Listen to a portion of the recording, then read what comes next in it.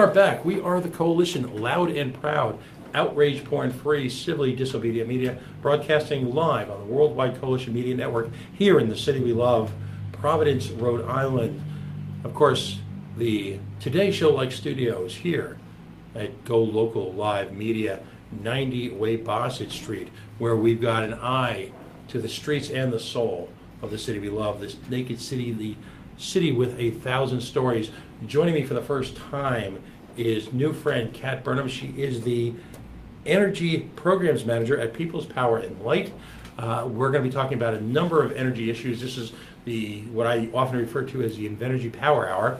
I think it's important, by the way, Megan and the fine folks at Duffy and Shanley, if you're listening tonight, we're not going to spend that much time talking about Invenergy, but we're going to be pointing out something right up your alley, which is different ways that we can incorporate, shall we say, slightly more advanced in 17th century energy generation techniques, where we're ripping apart the planet's core, and find new and useful ways, because it is my mission to make sure that we have no reason whatsoever to build a dam power plant on hundreds of acres of pristine forest in northern Rhode Island. So, as we always say, Invenergy, Invenergy, Invenergy. And Megan, by the way, as usual, I lied. Anytime I call you guys to invite you and say it's going to be a fair show, it won't be. So we just got off our chest. That's the opinion of me, station management.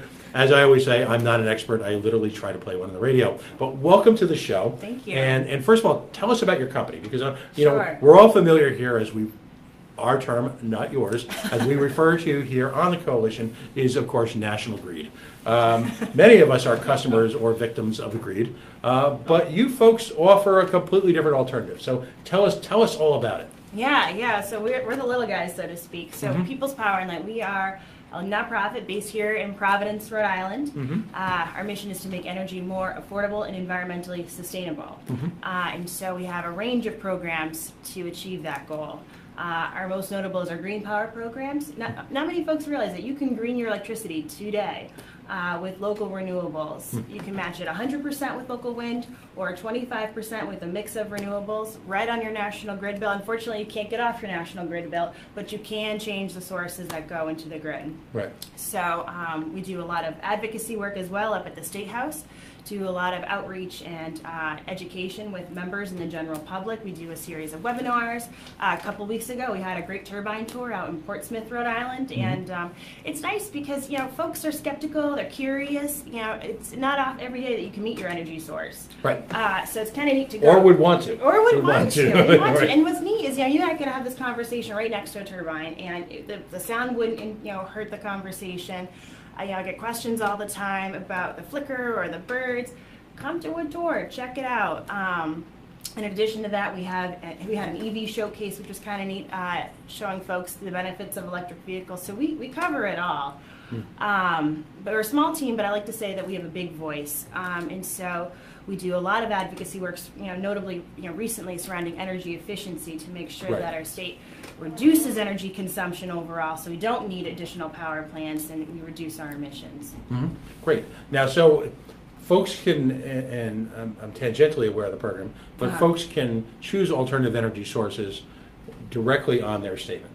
Or you should say, your bill doesn't change. Right. It's just a line item. It's under the Green Up umbrella.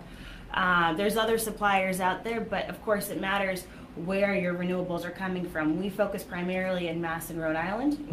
It's important to us that if we're going to promote renewables, they happen here so that the jobs are here, the economic benefits are here. Right. You can get cheap greenwash supply from other sources way out of state, but that doesn't have any impact here in Rhode Island. Right. So you can go on our website, ripower.org, and see a map of exactly where our sources are coming from. Excellent, excellent. So folks can do that tonight, literally. They could do it tonight. You go on ripower.org/green. You can see your options. You can sign up today, and on your next bill cycle, it can be on there. And there's no cost to join or to cancel. We try to make it easy, but also transparent. There's a lot of information on the website explaining how it works. Right. Is there now? Again, the mechanics of it are somewhat confusing. Sure. In the past decade or so, National Grid has gone from an energy provider, if you will, now so they are really a distribution arm. Is that a fair statement? Yeah, the role of the utility is definitely changing, and I think, I'd like to think that they're evolving with the times. That's why services like energy efficiency or other services are so important. So, there is a minimum time commitment, or if you decide you want to change? Nope, you could drop anytime. You can sign up for a month, you decide you don't like it, no penalty. Okay, It's so members- folks, yeah. try it out. Change is good. And it's affordable. I'll quickly say, if you don't mind. Sure. If you want to see how much it would cost you before you sign up, you're a little cautious, you can go on there. There's a green calculator. If you take your electricity bill and you look how many kilowatt hours you use, you can plug it in and see exactly what the charge would be to green. It's 100% federally tax deductible. You can also see in the calculator how many pounds of CO2 you'd be preventing. So, we put it all out there. This isn't a gimmick. It's very easy to do. It makes a huge impact. Right, because ultimately markets, as a libertarian, I'd like to see markets dictate the growth in alternative energy as a partner to the transition that needs to take place, and the market ultimately will speak. If we continue to operate under the delusion, my words, that there is only one choice and it has to be frack gas, then it's a self-fulfilling prophecy. Yeah. We'll continue to move in the same direction. And again, my words I'd like to point out, and as I pointed out a few weeks ago when we had a guest from RI Tech, people talk about subsidies, and as a libertarian, I hate subsidies, but to me, there's been an implicit subsidy for a generation now, and the cleanup costs for so many power plants and so many industrial operations that's borne by the taxpayer, borne by the government, as well as the subsidies that occur in tax subsidizing oil and gas exploration. So I want to point that out because a moral equivalent needs to be made. What is the mix here in the state, if you could give us a little clue on, in terms of local alternative energy? Where is it all coming from? I mean, we're all familiar with wind power off of Block Island. Is most of that going to Block Island, or is there additional energy being put into the grid that folks can utilize here? Sure, a lot of it is going to Block Island, which is great because the island was so dependent on diesel, which of course is expensive, polluting. So definitely helpful to the citizens there. But yes, some of it does go back into the grid to the national grid mix. Did the bill, and I don't want to obsess over Block Island, but did their bills go up? Did they stay the same? Did they go down as a rule? That's a good question. I don't know the particulars of that off the top of my head, but I'm happy to get back to you on that. Yeah, I'd love to find a sort of a intellectually honest source for some of this because there's been so much confusion about that. So, what are some of the other generators of alternative energy here in the state? I mean, are there you see these solar panel, these solar farms all over the place. Yeah. Is that largely going towards a directed source, or a directed target for energy, or is that being spun off into the grid as well?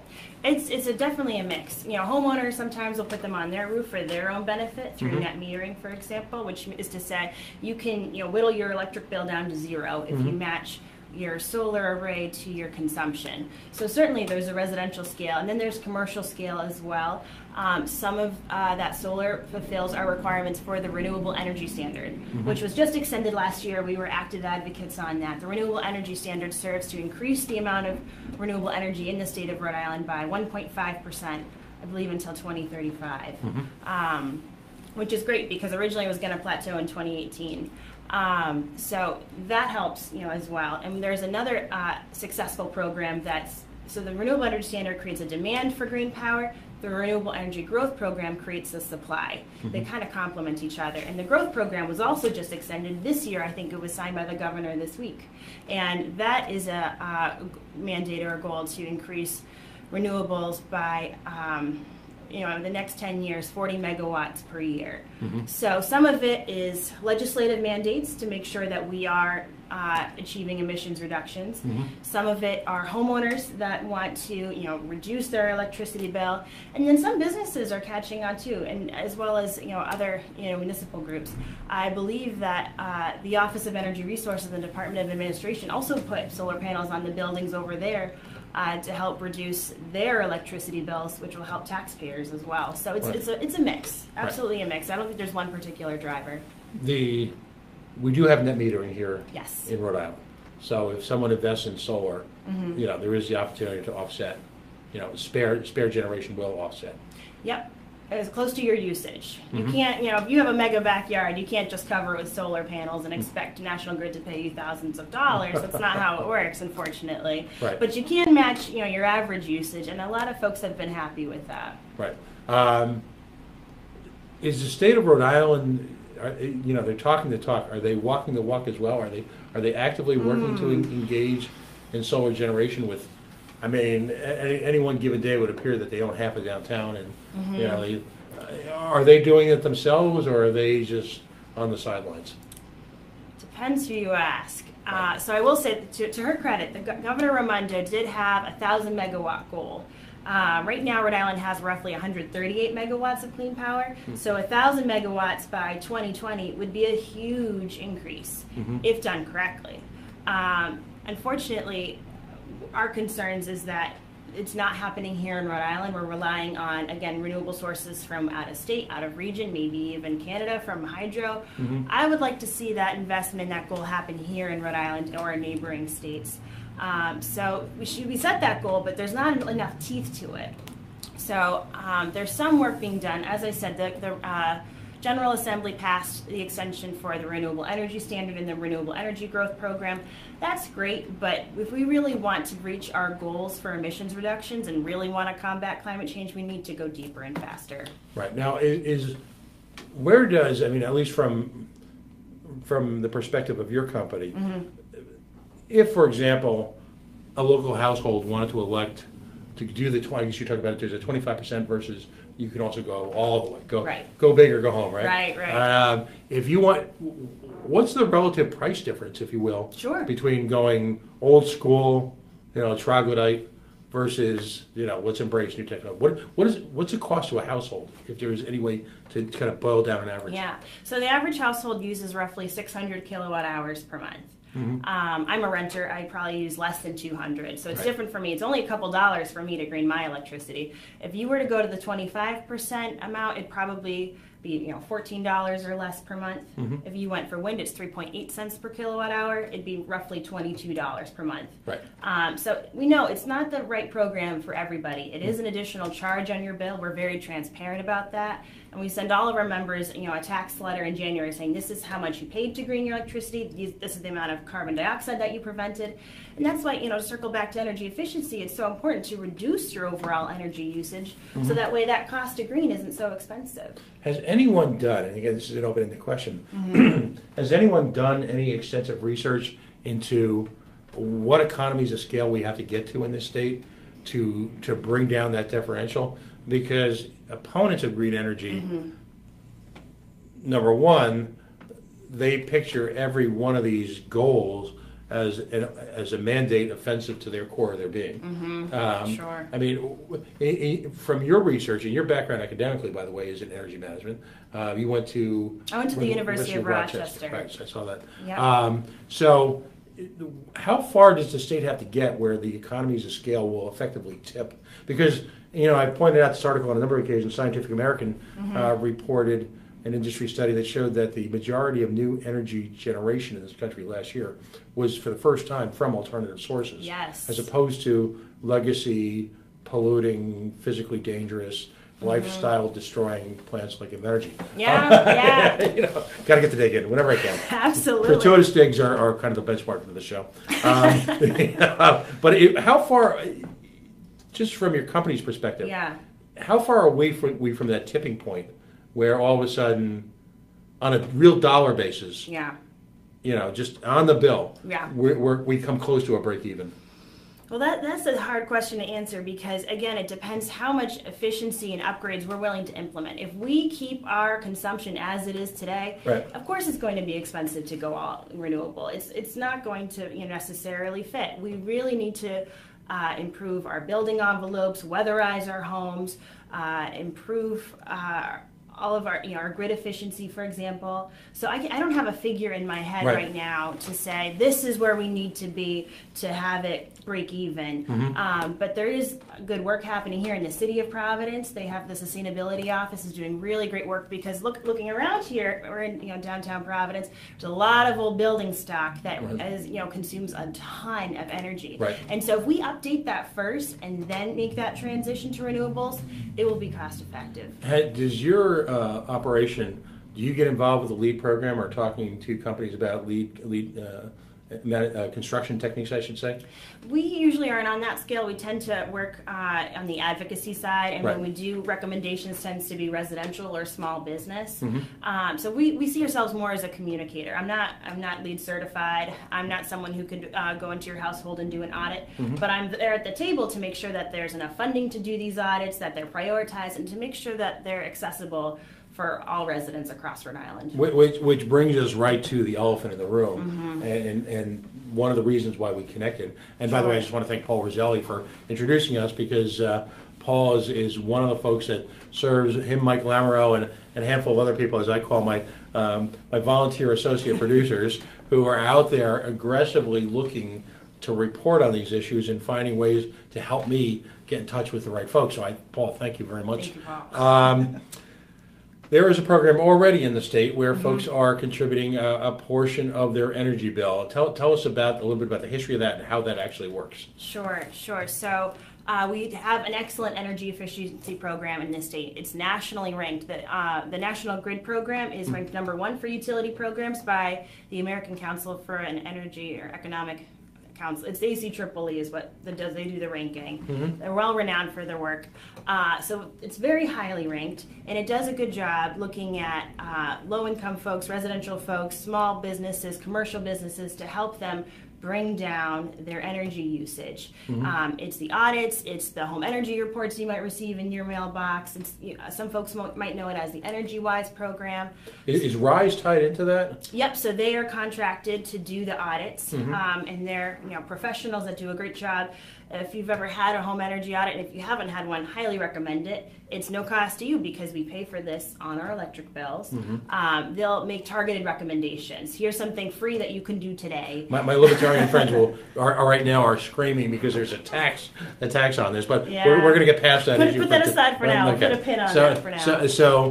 So the money now, this is on a percentage of your bill? How does it work? It's based on your usage per kilowatt hour, and it's pretty affordable. Here in Rhode Island, we just broke a penny per kilowatt hour for these programs. So this isn't what's making your bills go crazy, and it's also a way to reduce your bills in the long term. By investing in efficiency today, we're avoiding higher energy costs down the line, like the power plant in Burrowville. If we keep up our energy efficiency efforts, we won't need plants like that. Right, because one of the significant challenges facing the grid right now, is transmission costs. Yes, absolutely. And there's no fossil fuels here in Rhode Island. We don't have any natural gas or coal or oil, and that's okay by me. I'm an environmentalist.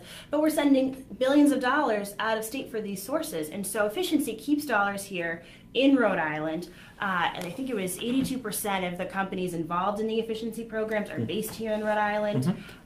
It's really important to help grow our clean energy economy. The Office of Energy Resources just released a report on the clean energy industry. It's a very fast-growing sector, but the biggest portion of that isn't renewables. It's actually energy efficiency. So it does a lot to employ folks in this state, reduce emissions, bring bills down, and it does a good job. All of the programs go through several levels of analysis. It starts with the Rhode Island Energy Efficiency Collaborative, which is an open stakeholder group, and that's where we at People's Power and Light engage. And so we analyze the proposals and make recommendations. We're a counterweight to those short-term interests who think maybe we need more natural gas and less efficiency. So we duke it out there, and then it moves to the Energy Efficiency Resource Management Council and the Office of Energy Resources, and they do their analysis and back and forth. And they're also informed by hired expert consultants that are highly qualified to do cost-benefit analysis.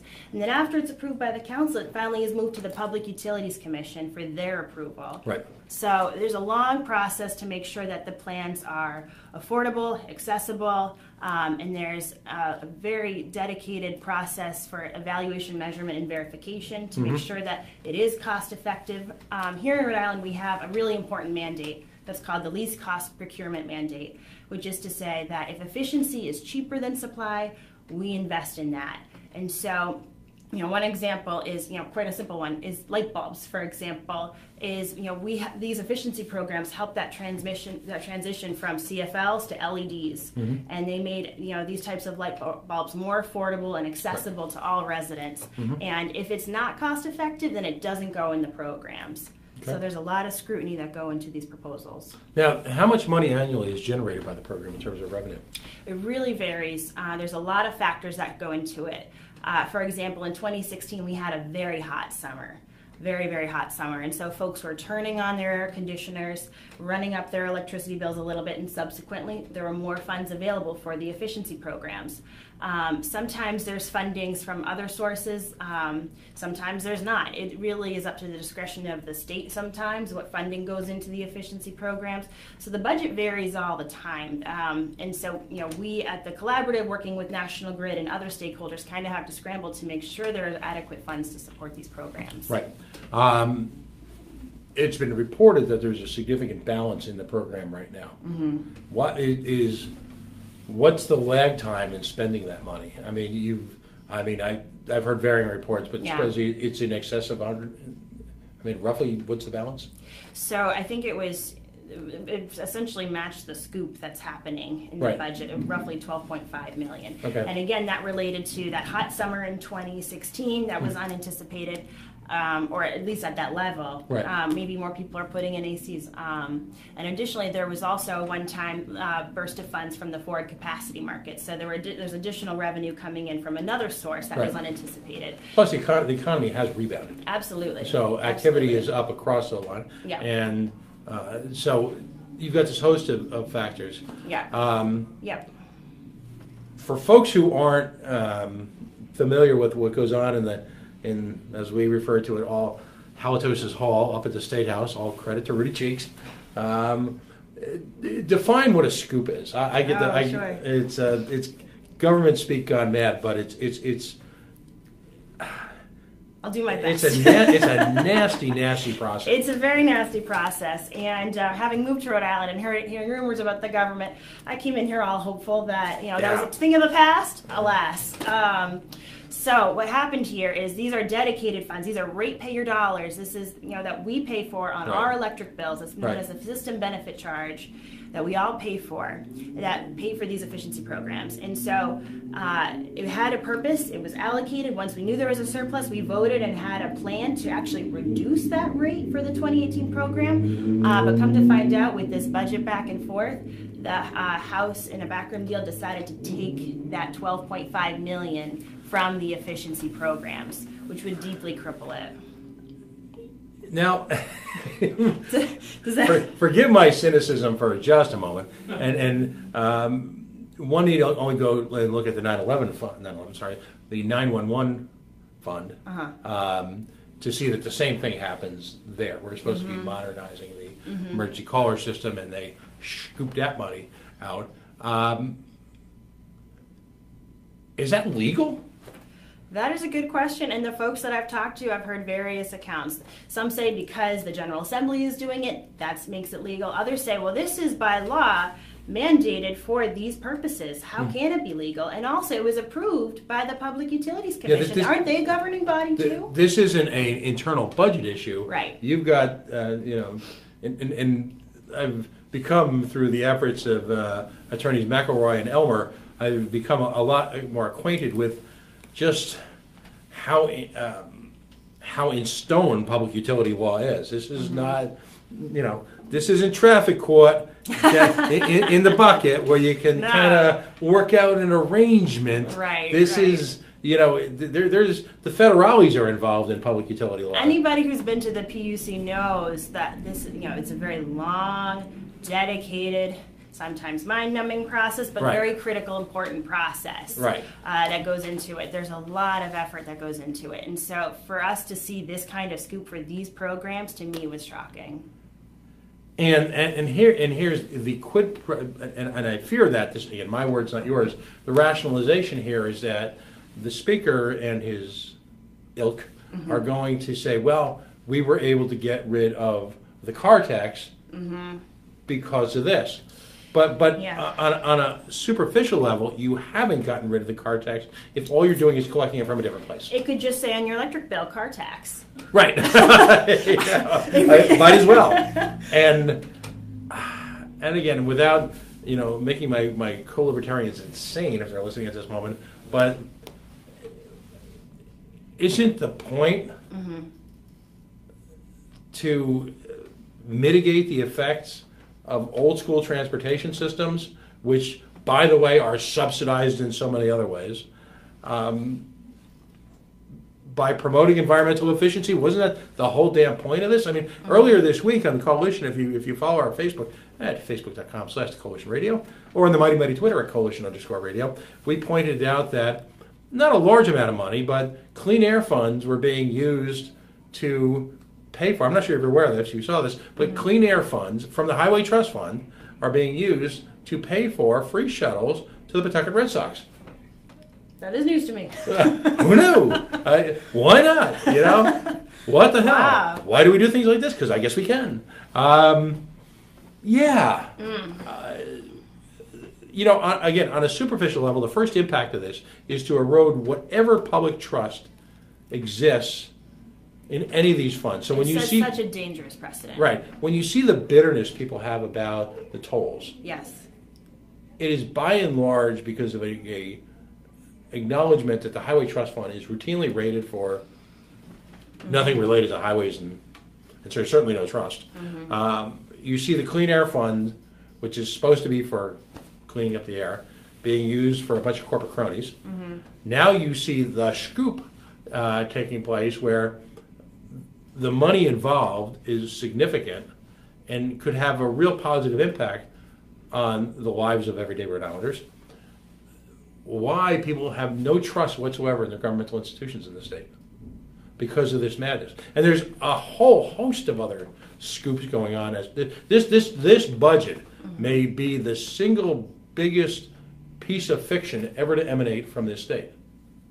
I haven't seen anything like it. I haven't been doing it for that long, this work, but my colleagues and I have just been baffled, absolutely baffled by it. Right. It's a huge disappointment because, of all the programs the Scoop Fund, this has demonstrated economic benefits. It goes through, it's analyzed to death for cost effectiveness, and for folks who want to bring down, energy prices, this is the opposite of what you want to be doing. Right. So.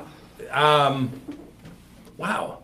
Need therapy after this. And yet, this I am not even seeing this really alluded to in the media. I mean, they're talking about some of the other scoops, but there doesn't, within your community, people are focused on it. Right. And the reason why I wanted you to come in tonight was that there doesn't seem to be a lot of indignation out there on this. Yeah, I will say that, we at People's Power and Light, we worked with the Acadia Center to send a letter with several environmental organizations and local nonprofits and consumer advocate organizations and some local businesses. We dropped that off at the State House, and unfortunately, I guess it didn't get enough attention because there was no debate when this item came to the floor. This was not debated. That 12.5 million scoop. To their credit, there have been, some smaller news outlets that have done some great reporting. Big thanks to RA Future, EcoRI, right. And there was some good Frank reporting. And some good reporting by Rhode Island NPR, but it did not get the attention that I think it deserves. And maybe I'm biased, but no, and we understand that your focus is on this. But again, there's two or three that, like most things in Rhode Island, it's an onion issue. Yes. There are two or three layers to this. Right. Regardless of how you feel really about anything environmental, and I would hope that everyone at heart is an environmentalist, right. You still have the moral outrage of dedicated public funds being used in a state where you've been treated to the spectacle this week of the head of the JCS, whatever, the Joint Legislative blah, blah, blah, blah, blah, making 160 large while he's scooping $50,000 a year in free educational benefits from that political cesspool masquerading as a college called Rick, where it would appear in the last year or so we've learned that what is the elephant graveyard of politicians in Rhode Island? It's clearly become Rhode Island College. Both with this, again, my words, not yours, both this current governor who sought to work travel, Office of Innovation. I think we need to really take a hard look at Rick, but that's an aside. You've got all this epic waste. Now, we're talking about $12.5 million in the scope of a $9.2 billion budget. Are we that broke that we have to raid programs like this in order to keep the monster known as Rhode Island government alive? I'm not the person to answer that question.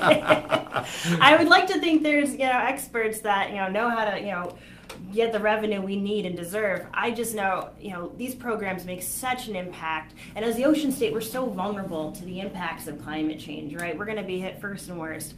And so, to me, as a young professional living in this state, in this city, it makes me very concerned about not only our future energy costs, but what's going to be left of the state of Rhode Island. Right. And if we're to make manufacturing more efficient, if we're to create a better business climate, then we've got to find ways to drive down energy costs, which I believe can be done so if we achieve these levels of economies of scale. Absolutely. And the way you do that is to try and find ways to embrace technology as opposed to have this technological witch hunt, that we seem to engage in here on almost a daily basis in Rhode Island. We don't need no stinking clean power. It's much better that we export, as you pointed out, untold millions out of the state to benefit other people.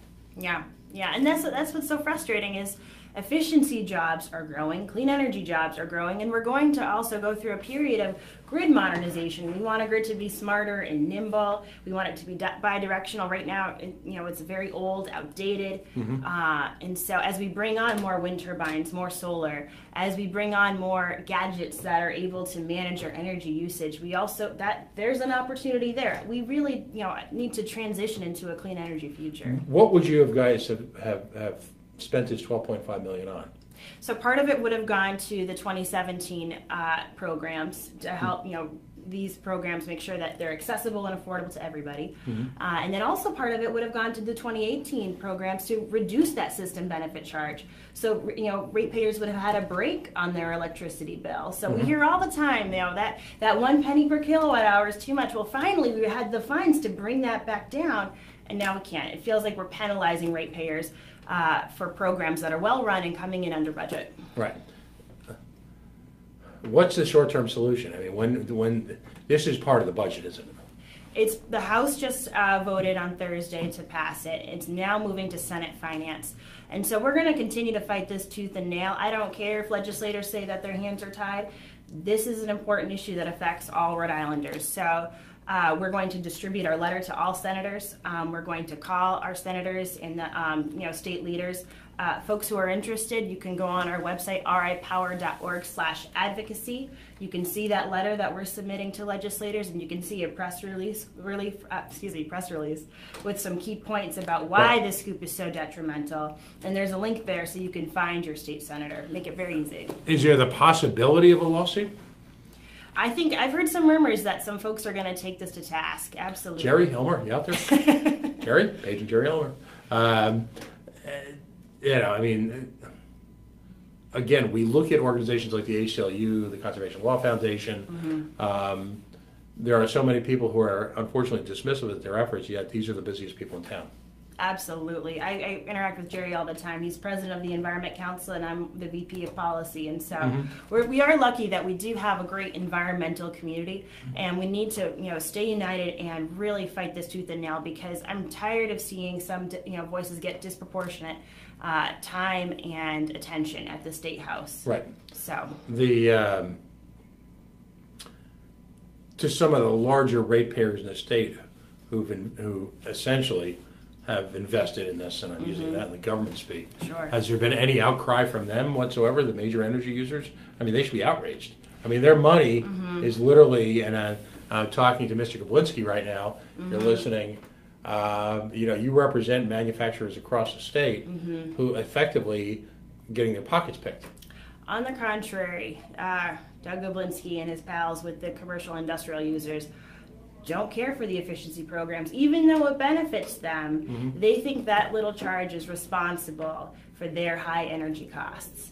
And so, unfortunately, we at People's Power and Light have been a counterweight to their short-term interests. They want a short payback period of 1 to 3 years, for efficiency. But if you look, 5 to 10 years, even longer, the paybacks are huge and effective. And so, unfortunately, we're not getting the support of commercial and industrial users. Although I'd like to think that we can and should be on the same team. Yeah, particularly since at this point, the money that they've paid in, that they've complained about, that they've already, as we say in my world, stroked a check for it. So now their money is getting. And also, if let's say we do get rid of these efficiency programs, we will have higher energy bills down the line. Those wholesale costs are going to skyrocket. Because of efficiency, we don't have to go to that, last expensive resource from other states. We're able to manage our wholesale energy costs coming into Rhode Island. Get rid of efficiency, our bills are going to go up like crazy in a few years. Absolutely. Yeah. No, I'll use the unfortunate word, which is unfortunate. Because despite the fact that we are not on an FCC approved station, I still have to keep it family friendly. That's their rules, not mine. How can folks participate? First of all, let's go over your contact information as far as your company again. Sure. How can folks take a look at the website, and we will be putting up links this weekend on our site to your site, so folks can make their own informed decision. So Sure, that site again is ripower.org. If you go /advocacy, they'll bring you right to our page so you can see what policy priorities we have. At the top of the list is this energy efficiency issue, and you can see other bills that we're following in this session. If you're interested in greening your electricity and you want to make a difference, promoting renewables and curbing back on that fossil fuel appetite, it's ripower.org/green. So you have the individual power to essentially contribute to the effort without the steely arm of government. Vote with your dollars. Yeah, you can put your money where your mouth is and get green power today. What, if you don't mind, and I don't know if you have this number, but or if you want to publicize this, but how many Rhode Islanders participate with your organization? Well, we're roughly, just under 8,000 green power members between Massachusetts and Rhode Island. I think Rhode Island, we're hovering around 2,000, maybe crawling up to 3. So it's only a small sliver. We're a small nonprofit.